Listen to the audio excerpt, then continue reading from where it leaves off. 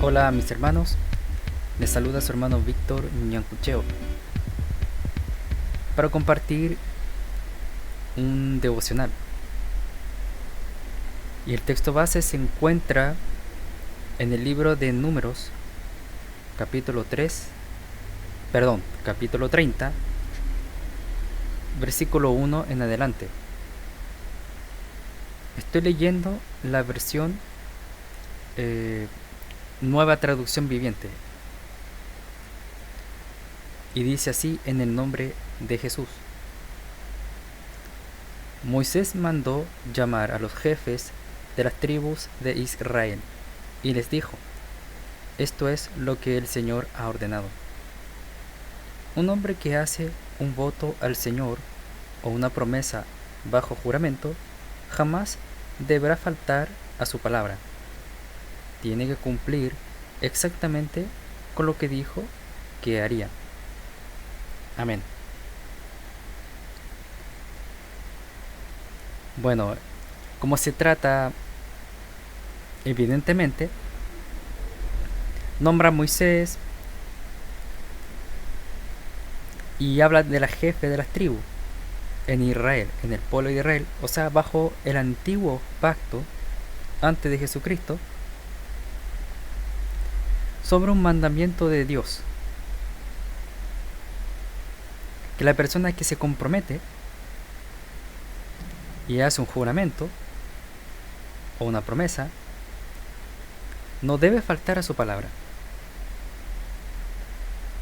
Es tan simple como eso.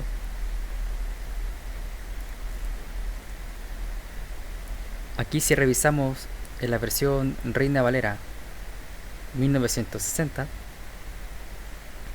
en el versículo 2 menciona sobre cuando uno hiciere voto a Jehová o hiciere juramento ligando su alma con obligación.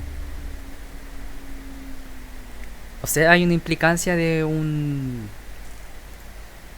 atarse a lo que uno dice, pero si no lo cumple, uno se transforma en mentiroso.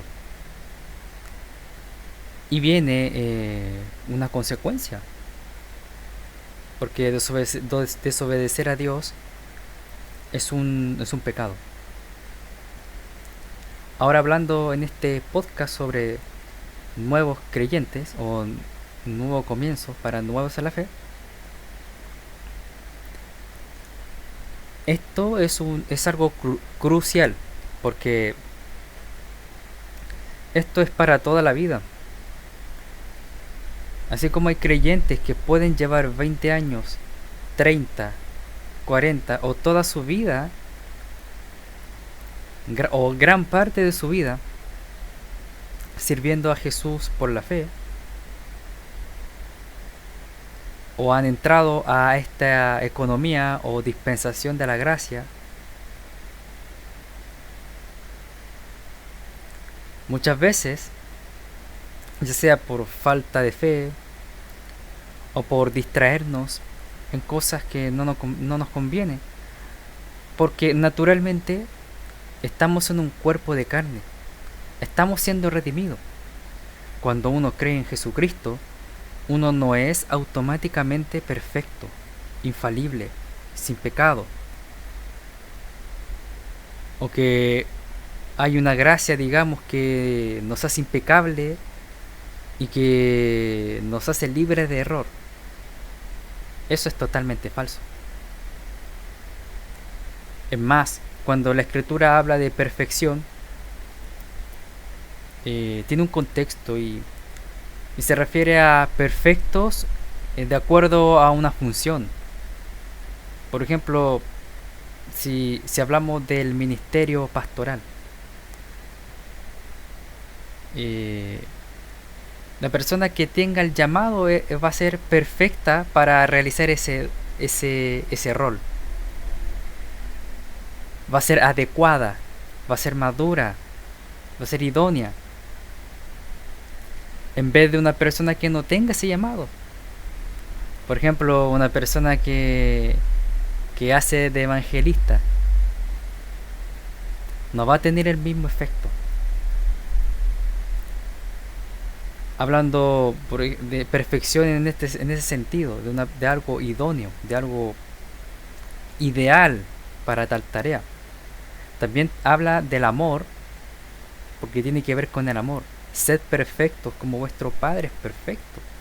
Y en el contexto habla de dar a los demás, de saludar, aunque no te saluden. Tiene que ver con el amor al prójimo. Y también de perfección como madurez, como alguien. Eso tiene que ver en nuestra cosmovisión cristiana, la perfección. Pero no se refiere a una perfección de infalibilidad. Solamente Jesús, solamente Dios tiene ese, podríamos decir, atributo incomunicable, aunque tiene que ver más con su esencia, tiene que ver más con su ser. Y como nosotros no somos infalibles, aún aunque llegamos a una perfección, entiéndase como madurez en este caso, no importa si estamos comenzando en la fe o si llevamos 20 años, siempre de alguna manera por nuestra falibilidad tropezaremos. Y en este caso sería que uno promete algo y no lo cumple. Santiago lo ilustra bien cuando dice: pero sed hacedores de la palabra y no tan solamente oidores, engañándoos a vosotros mismos. Porque lamentablemente nosotros, aún redimidos en Cristo, como vivimos en un ambiente donde se normaliza el pecado, entonces ahora en Cristo, luchando contra eso, no es que llegue y se deje así de una, porque hay un proceso. Y digo proceso en el buen sentido, porque no va a faltar que se malentiende este tema, pero proceso como un camino, como un, ya sea como desintoxicarse, el trato del espíritu en uno, en la santificación. Lo hablo en ese sentido, no como una excusa, porque hay algunos que usan la excusa del proceso para justificarse.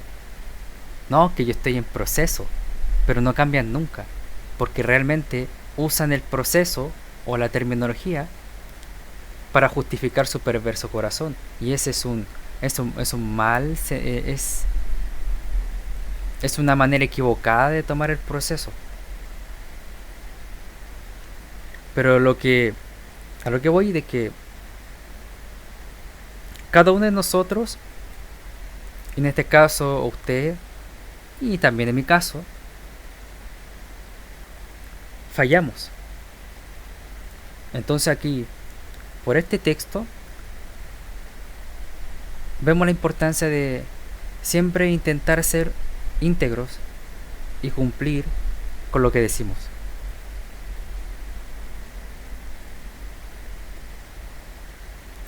Pero también algo que me llamó la atención de esta lectura, porque solamente he leído el primer versículo,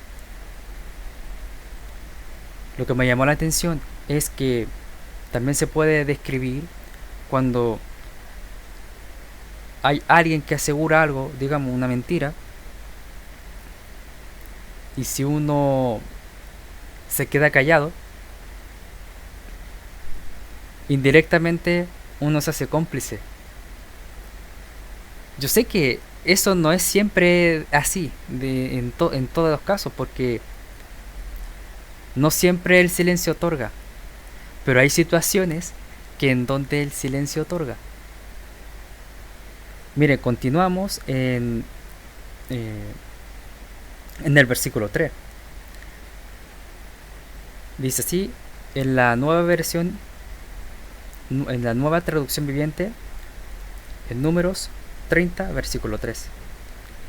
Si una mujer joven hace un voto al Señor o una promesa bajo juramento, mientras todavía vive en la casa de su padre, y su padre se entera del voto o de la promesa, y éste no se opone, entonces todos sus votos y todas sus promesas siguen en pie.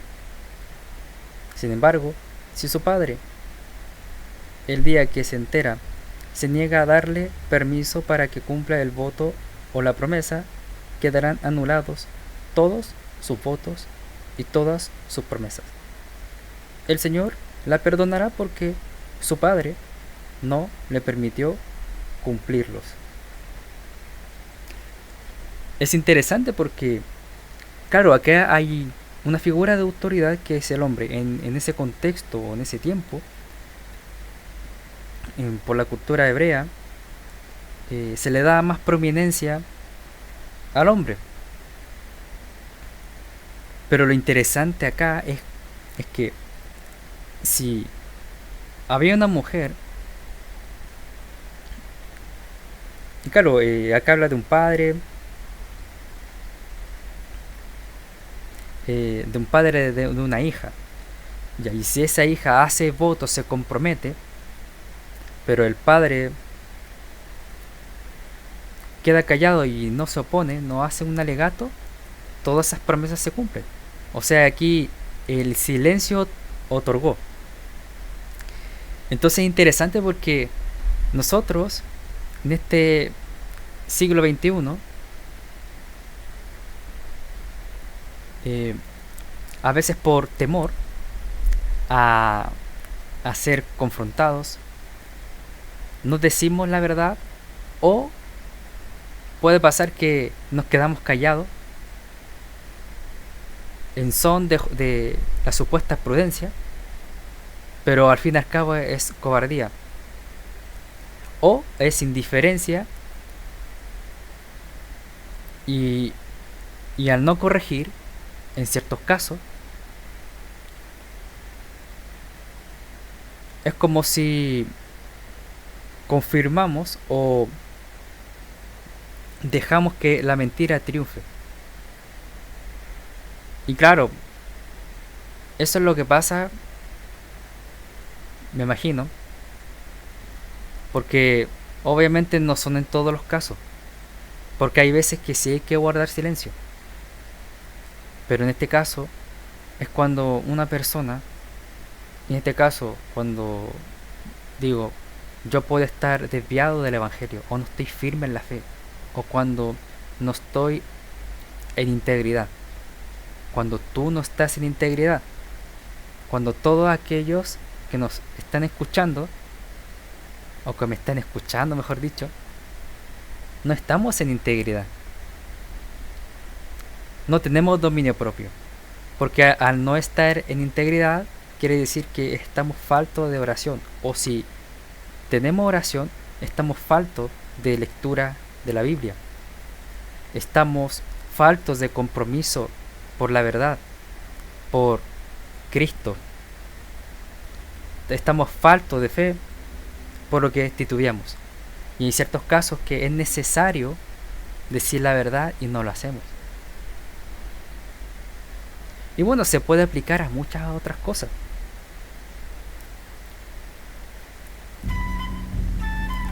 Y aquí lo importante que considero yo y para todos nosotros es que si supongamos se presenta una mentira. Por ejemplo, una persona, se supone que estoy viviendo en una casa cristiana, con principios cristianos, donde lo que se promueve, más que estar hablando de Dios o no, es una vida ejemplar, de perdón, de buena disposición, de paz, de aunque podamos tener nuestras diferencias como familia, respetar, que reine la paz que sobrepasa todo entendimiento, que es Jesucristo. Y de repente llega, no sé, un hijo o una hija que llega con una botella de alcohol, o que llega después de una fiesta, de una disco, y se supone que es una familia cristiana, y digamos que esta persona es cristiana también. Entonces si yo llega y si por ejemplo yo sé que no está bien lo que hizo, y si a ella yo veo que una actitud de indiferencia, ahí hay que pedir sabiduría para... Y claro, y si uno sabe, y si ya tiene el conocimiento y las agallas, decir que está mal. Pero si por ejemplo veo que la persona, en este caso mi hija, digamos, o mi hijo, vino así, pero muestra una actitud extraña, en el sentido de, pero no extraña en el mal sentido, sino en el buen sentido de que la conciencia le acusa. Bueno, ahí eso ya es más opcional, pero en mi caso no me vería, digamos, forzado a llamar la atención, porque es evidente, en mi caso, en mi opinión, de que la tristeza de Dios, el Espíritu Santo está tratando con esa persona para que no lo haga más. Pero también se vale decirle. Pero más que eso, es siempre que esté implícito, o que siempre esté el hábito de la oración personal, porque a veces uno puede decir las cosas y empeora la situación. La idea es no hablarlo en la carne. Eso es como, digamos, una situación hipotética que en este momento, pero que sí pasa en muchas familias. Y aunque en el texto, o en los versículos del 3 al 5 habla del tema del compromiso, de todas esas cosas, es importante verlo de cómo lo expuse en el tema de quedarse callado o hablar. Entonces yo pregunto, ¿cuántos de nosotros estamos dispuestos a ser fiel a la verdad, aunque el mundo esté en contra? Bueno, es difícil. Es difícil. Y yo entiendo, si esa fue la respuesta, yo lo entiendo, porque todos nosotros somos humanos. Hay cierto grado de temor, pero lo que quiero recordar es que si Cristo está en nosotros, ¿quién contra nosotros? Y lo que propongo es pedir sabiduría, porque eso nos ayudará a actuar con prudencia, cuándo decir y cuándo no decir. Gloria a Dios. Mire, sigamos leyendo el versículo 6, que dice así: ahora bien, supongamos que una joven hace un voto o se compromete a sí misma al hacer una promesa impulsiva y luego se casa. ¿Cuántos de nosotros, aquí pregunto, hemos hecho promesas guiados por lo que sentimos, por la emoción del momento, en vez de esperar la voluntad de Dios. Es interesante. Pero lo importante, o lo que quiero resaltar, es que, claro, si uno hace esto, pero no se corresponde a la autoridad a la cual estamos sometidos. Porque continúa el versículo 7. Si su marido llega a saber de su voto o de su promesa y no se opone, el día que se entera, sus votos y sus promesas siguen en pie. Versículo 8.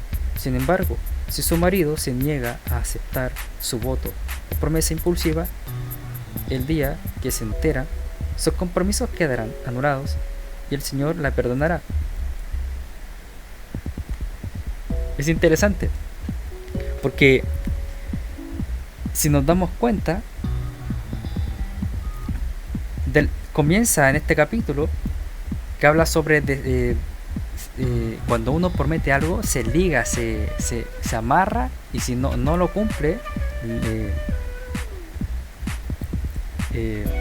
bueno, de manera implícita, es culpable. Después habla del tema de que si a alguien se comprometió y está por debajo de nuestra autoridad, y si nos quedamos callados, avalamos esas promesas, pero si protestamos, hablamos que no estamos de acuerdo, se anulan las demás. Y el tercer punto, o lo último que hablé, habla algo parecido, pero en cuanto a la autoridad de la familia, en cuanto bueno, en este caso de su marido con su mujer. Pero aquí añade un elemento de hacer o comprometerse de manera impulsiva. ¿Cuántos de nosotros hemos hablado de manera impulsiva y después no cumplimos? Son como 3 aspectos que se pueden sacar, pero al mismo principio. Y si, claro, y hay veces que uno se compromete, pero justo mi familia, no sé, si yo dependo de mi viejo, por ejemplo, soy menor de edad, me comprometo en algo, pero si mi papá no me deja. Y si yo permití, igual, obviamente, fue un pecado. Porque yo tenía que haber considerado qué opina mi papá antes de decir esto y aquello. Pero aún así, el Señor nos perdona. Y obviamente va implícito el tema del arrepentimiento.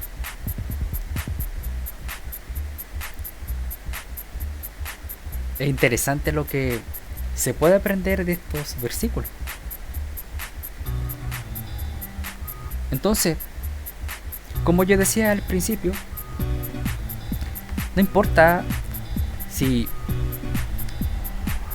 somos nuevos en la fe, si llevamos 20 años, o toda nuestra vida, o gran parte de nuestra vida sirviendo a Cristo. Siempre pasa que, aunque seamos maduros, una buena estatura a la semejanza de Cristo, siempre puede pasar que podamos comprometernos y no cumplir. ¿Ese es tu caso? ¿Ese es nuestro caso? Bueno, déjame decirte que en Cristo hay redención. Que si tenemos pecado, o si hemos pecado, abogado tenemos para con el Padre, Jesucristo mismo, o Jesucristo el justo. Y si estoy hablando de este tema, claro, el Señor me confrontó, porque estoy mal, porque estoy fallando, así como todos fallamos, así como tú fallaste, así como todos nosotros hemos fallado. Pero la palabra es bendita y no se queda solamente en mostrar nuestra condición, siempre te muestra la salida. Lo que pasa es que cuando nos quedamos en nuestros propios méritos, eso nos condena, porque nos alejamos de Cristo. Entonces, aquí va nuestra actitud. Yo sé que usted puede ser joven o puede ser anciano. Y este podcast o este audio va principalmente para los que son nuevos en la fe. Anteriormente se habló sobre el tema de asimilar a Dios en nuestra vida. Si tomamos ese tema, lo aplicamos a lo de hoy día. Bueno, precisamente por esa falta de asimilación a Dios en nuestra vida, ya sea en medio por no estar orando, por no estar disciplinando nuestra vida, no estar conociendo a Dios por medio de su palabra, por no congregarnos, por no ser fieles en lo poco para ser fieles en lo mucho, caemos en un estado de doble ánimo. A algunos en depresión, algunos con problemas del alma, emocionales, sentimentales. Tenemos ganas de hacer aquello y a la vez no tenemos ganas. Queremos buscar trabajo y a la vez no queremos buscar trabajo. Y déjenme revisar por algo que tiene que ver con el doble ánimo, que habla en Santiago.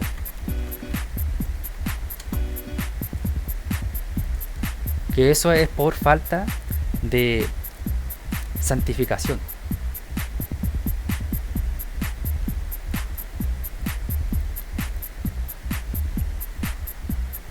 Mire, Santiago capítulo 1, versículo 8, en la versión Reina Valera, dice así: el hombre de doble ánimo es inconstante en todos sus caminos. Este es importante porque cuando uno piensa algo, no debería haber, hablando de un hijo de Dios, es lo ideal. Eso de quiero buscar trabajo y a la vez no. Eso es una contradicción. Es falta de integridad. Y este versículo habla del hombre de doble ánimo. Y esto es consecuencia de no estar asimilando a Dios en nuestra vida. Y por eso podemos caer, como hablo yo en este devocional, de Números, capítulo 30. De decir algo, de comprometerse y no cumplir.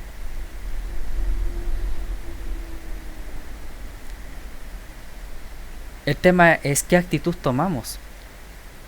Si actuamos por fe o por lo que sentimos. Si nos distraemos en nuestra propia condición pecaminosa, o si nos concentramos en Cristo Jesús, procediendo al arrepentimiento. Procurar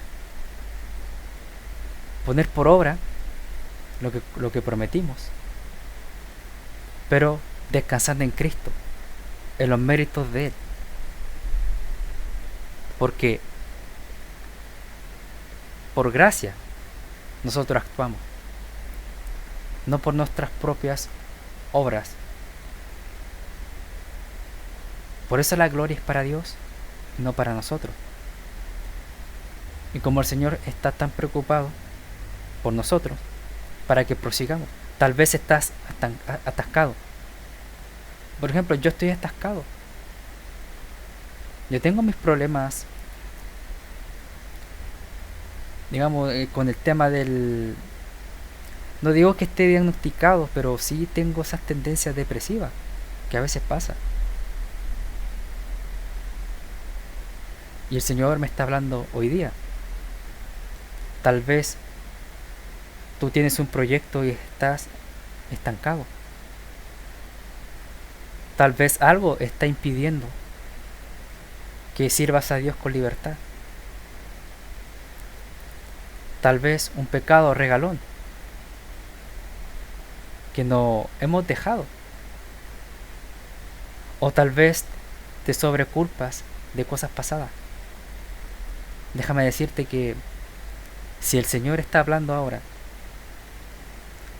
si lo que he dicho está hablando a tu vida, es Dios hablando a tu corazón para que tú tengas fuerza, para que tú busques al Señor, para que tengas paz y puedas sobrellevar esas cosas.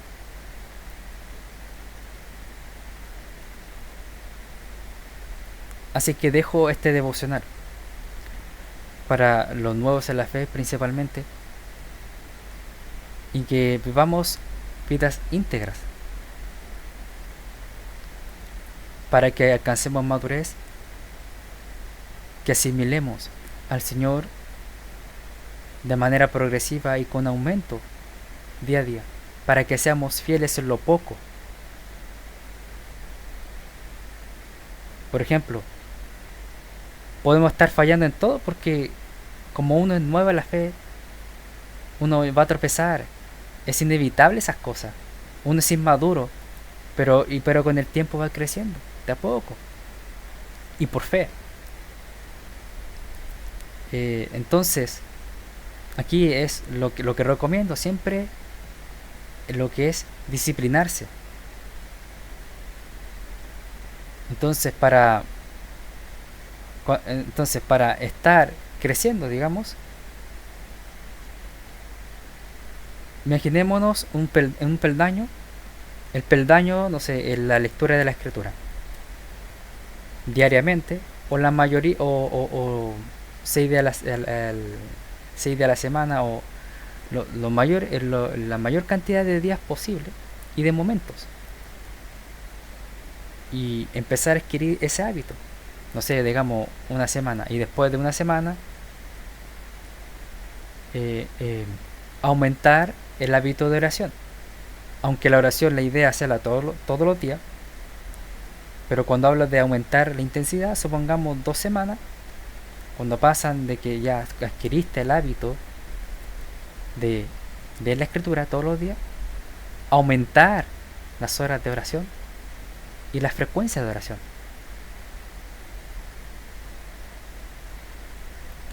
Y si por ejemplo estás fallando en congregarte porque no te dan ganas, bueno, si no te dan ganas es simplemente porque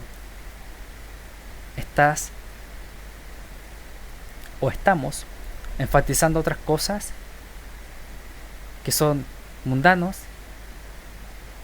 a las cosas que son cristianas o de lo alto. Entonces, para que el Señor, por su gracia, ponga el querer como el hacer, es necesario no resistir su voluntad y adquirir primero los fundamentos, digamos, lo que te va a ayudar a expresar esa espiritualidad, esas ganas, que es la oración y es la lectura de la escritura, la meditación de la Biblia, el conocimiento de Dios. Y eso es lo que renueva la mente, y el espíritu va a estar trabajando también en conjunto, porque son en conjunto. Entonces, ya en la segunda adquiriste el hábito de leer la Biblia, después el hábito de intensificar la oración con más frecuencia. Y si estabas tambaleando el tema de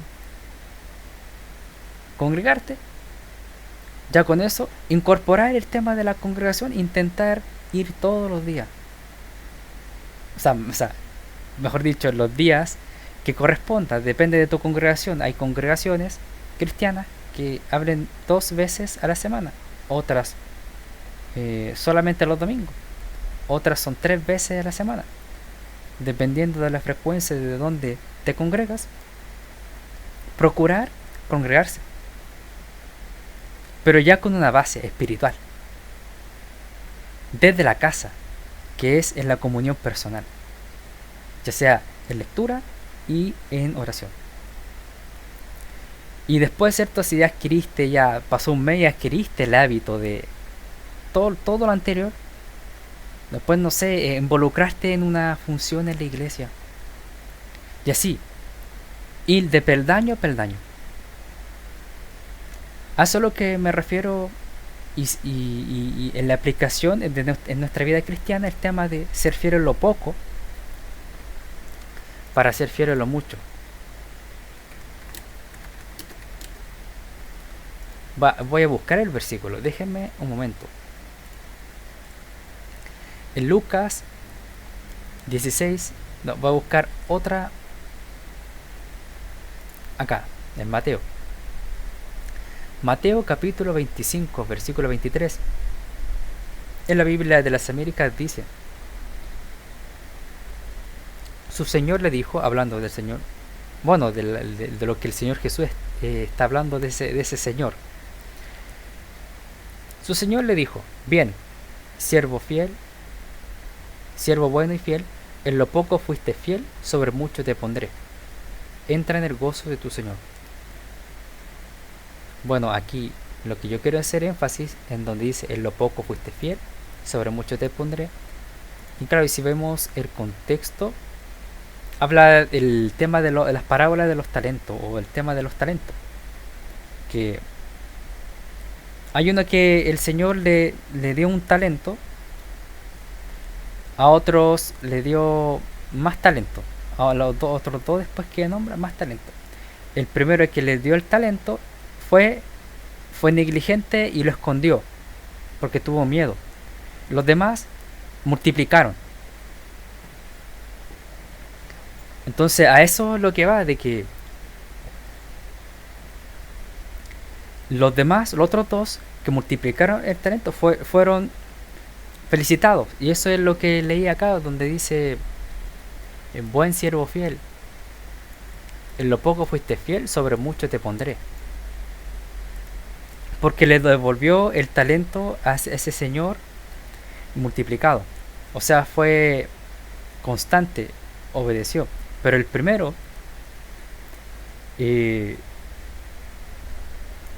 no fue fiel.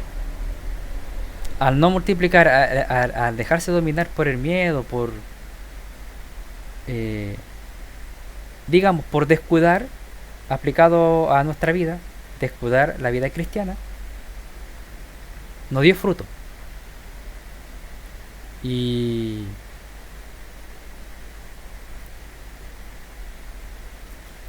porque no fue fiel en su fundamento. Entonces, a lo que voy cuando hablo del peldaño, de que adquirir primero el hábito de la lectura, de la oración, después congregarse y después avanzar, es eso, ir siendo fiel en lo poco. Porque si soy fiel en lo poco, voy a tener una base para empezar a ser fiel en lo mucho. Pero si yo soy fiel, no soy fiel en lo poco, ¿de qué me sirve que me nombren con un cargo en la iglesia si no voy a ir? Si no voy a ser fiel en lo poco. ¿De qué me sirve que me inviten a predicar si voy a hacer tropiezo porque no soy fiel en la oración personal?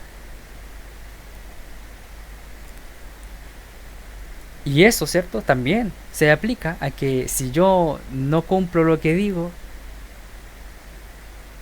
estoy en... No estoy en integridad. Así que ya no quiero dar más, digamos, la lata, porque se están mezclando las cosas. Porque surgen hartas cosas que no puedo llegar a expresar todas, porque como ustedes ven, me enreo.